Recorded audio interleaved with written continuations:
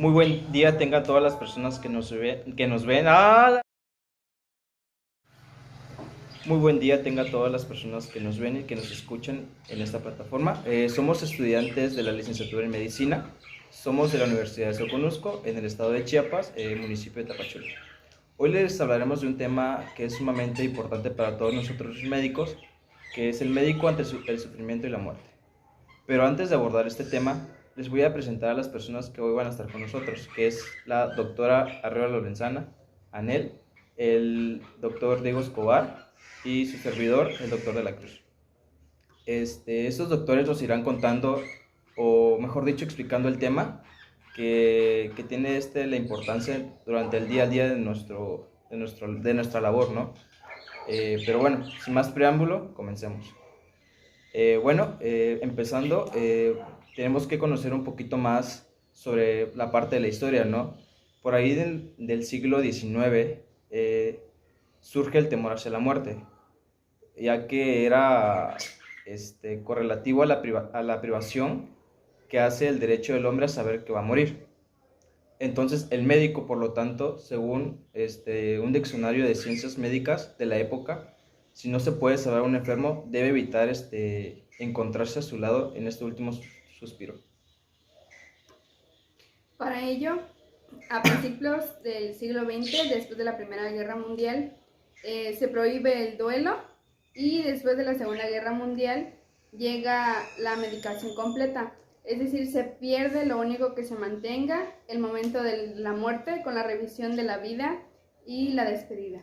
La sociedad ya no ayuda a morir a los enfermos, aunque se les alargue la vida gracias a los avances de la medicina. No se muere en casa y se generaliza la incineración como método para eliminar los muertos con discreción. Por lo tanto, la muerte se convierte en un tabú social que es cuestión individual y privada. Se pasa de la muerte pública a la muerte oculta. Se impone la idea aberrante para el hombre medieval, que es mejor no darse cuenta de que uno se está muriendo.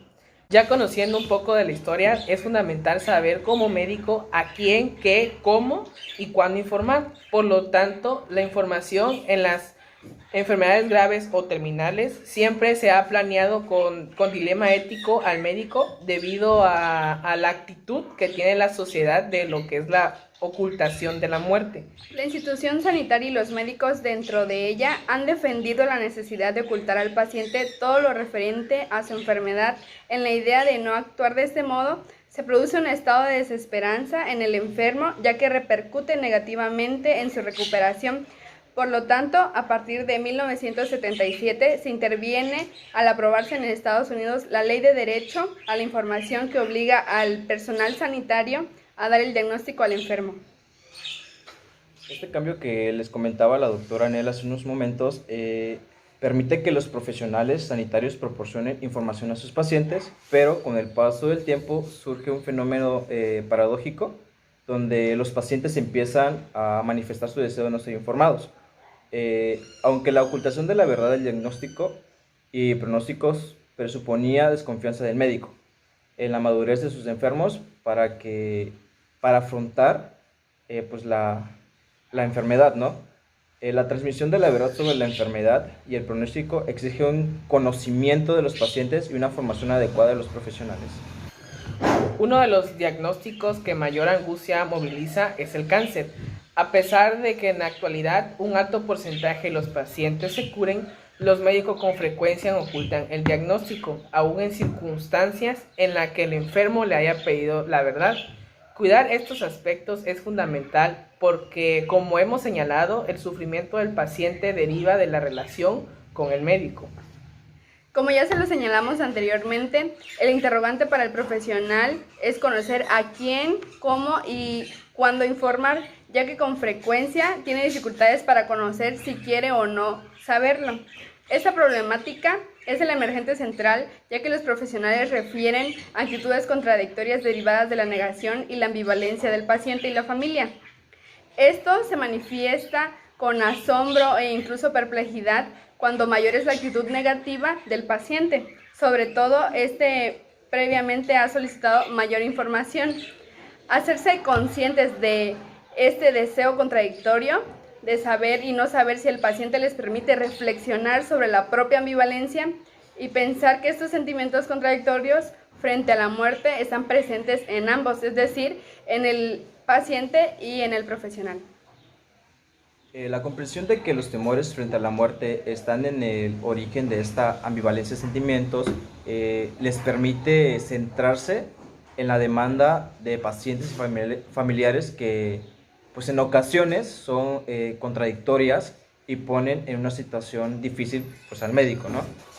Trabajar en estos aspectos le permite descubrir dos modalidades de enfermos: los que desean conocer y evitar la conspiración del silencio, y los que no desean saber, aunque estos afronten la enfermedad con negación, con ansiedad, y en algunos casos se llegan a dar lo que es la depresión, desconociendo que estos factores empeoran la evolución y pues el tratamiento del paciente. La información, por lo tanto, a un enfermo de cáncer o de cualquier patología que comprenda la vida ha de darse paso a paso, teniendo en cuenta las distintas etapas que atraviesa el paciente y no hacerlo abruptamente como hemos observado en algunas patologías como el SIDA. Se ha constatado que pacientes informados con el tiempo aprenden a vivir con su enfermedad, mientras que los que no conocen su pronóstico lo sospechan y muestran más ansiedad. Bueno, por otro lado, hay que tener en cuenta que las significaciones individuales y sociales de la enfermedad influyen en la adaptación a la enfermedad. Los estudios muestran que los sentimientos y vivencias del paciente dependen mucho de estas creencias. Como siguiente punto tenemos la negación de la muerte y la relación médico-paciente. En esta relación a la ansiedad del enfermo y familiares, el médico responde generando acontecimientos que son el origen del engaño, la incomunicación, el aislamiento del enfermo. En estas circunstancias, el propio médico, para disminuir su ansiedad, evita el contacto directo con el enfermo.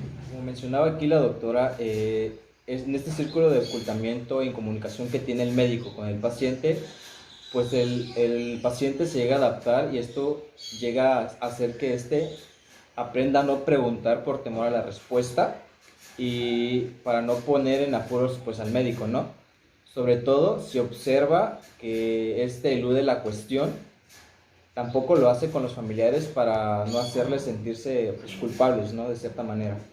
De este modo, el paciente empieza a vivir en solitario lo más esencial de su vida, que es pues, la propia muerte. Tener en cuenta estas cuestiones es fundamental porque cuando los temores y mecanismos defensivos en ambos son intensos, se pueden desencadenar fenómenos de inhibición o crisis de angustia en el paciente, pero también en el médico, haciéndolo aún más difícil este proceso. El hombre huye de la muerte, que pues para él es una realidad muy dolorosa. Para el enfermo significa la pérdida de su vida y para el médico encontrarse con sus limitaciones o con su ignorancia. En la medicina actual se reconoce y asiste a la muerte corporal, pero no al hecho psicológico y social. Los familiares pueden llegar a sentir sentimientos de culpa que provienen de pensamientos o sentimientos respecto a los seres queridos que se han reprimido en el inconsciente. Nuestro pensamiento puede asesinar por lo que aparentemente son pequeñeces, porque cualquier daño realizado a nuestro despótico yo se considera en el fondo un crimen. El inconsciente puede alojar violentos deseos de muerte frente a aquellos que se nos han ofendido o perjudicado. Como último punto a abordar de este tema es el proceso grupal. Esto quiere decir de no querer saber, o más que nada es cómo acompañar al paciente moribundo, ¿no? En estos casos, el médico, aunque tenga clara la obligación de informar al paciente o familiares, con frecuencia se siente inhibido o bloqueado en su tarea clínica. ¿Por qué? Porque no se sabe qué hacer ante la muerte de sus pacientes, ¿no? Si la inhibición del médico se llega a ser un tal grado o llega a ser muy grande, el profesional puede sentirse incapaz de dar el pésame a la familia, ¿no?